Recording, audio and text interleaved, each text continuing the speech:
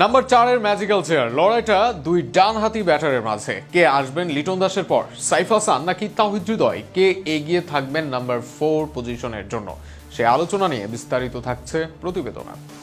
একটা সময় middle order ছিল বাংলাদেশের শক্তির জায়গা।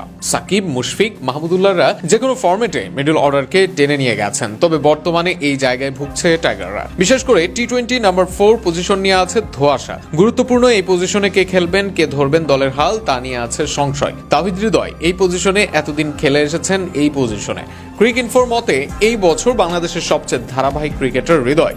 টি-20 ক্রিকেটে 25 এভারেজ ও 125 স্ট্রাইক রেটে ব্যাট করেন হৃদয়। তবে 2023 সালে হৃদয় ব্যাট করেছেন 23 স্ট্রাইক রেট ও 126 স্ট্রাইক রেটে। 2024-এ তা বেড়ে দাঁড়ায় 131 ও 30 এভারেজে। কিন্তু এবছর মাত্র 110 স্ট্রাইক রেটে 20 এভারেজে ব্যাট করেন হৃদয়। অর্থাৎ দিনে দিনে অবনতির দিকে যাচ্ছে হৃদয়ের অবস্থান।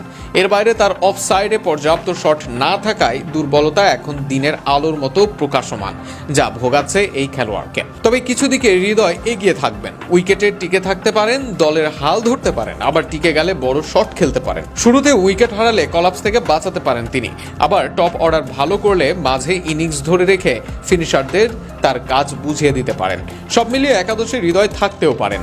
তবে সাইফের নামটা উকি দিচ্ছে জোরে সোরে। সম্প্রতি ডাচদের বিপক্ষে সিরিজে ফিরেছেন সাইফ। এর মাঝে এক ম্যাচে 18 বলে 36 করেছেন, আরেক ম্যাচে ওপেনিং এ নেমে 12। দুই ম্যাচে প্রায় 200 স্ট্রাইক রেটে 48 করেছেন।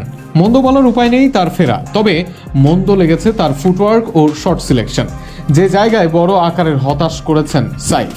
হৃদয়ের চেয়ে সাইফ এগিয়ে থাকবেন কয়েক কারণে। মিড ওভার্সে স্পিন ভালো সামলান সাইফ। এশিয়া কাপের সব দলে আছে ভালো মানের স্পিনার। মাঝে তাই রানের চাকা সচল রাখতে সাইফে ভরসা করতে পারে দল। সাইফের দৃশ্যমান দুর্বলতাও উন্মুক্ত নয়, বরং সব দিকেই শট খেলতে পারেন। এর বাইরে সাইফের বোলিং দলের বড় পাওনা হবে। বল হাতে এখন নিয়মিত সাইফ, যেটা এই মুহূর্তে বাংলাদেশের জন্য হতে পারে বড় পাওনা। তবে বড় দলের সঙ্গে হৃদয় একাধিক ভালো ইনিংস খেললেও প্রমাণিত নন সাইফ। আবার তার ফুটওয়ার্ক সমস্যাও অনেককে নিরাশ করছে। তবে সবকিছু মিলিয়েও কিছুটা আপার হ্যান্ডে থাকবেন সাইফ। এই মুহূর্তে নাম্বার 4-এ সাইফকে প্রধান অপশন ভাবতে পারে বাংলাদেশ দল।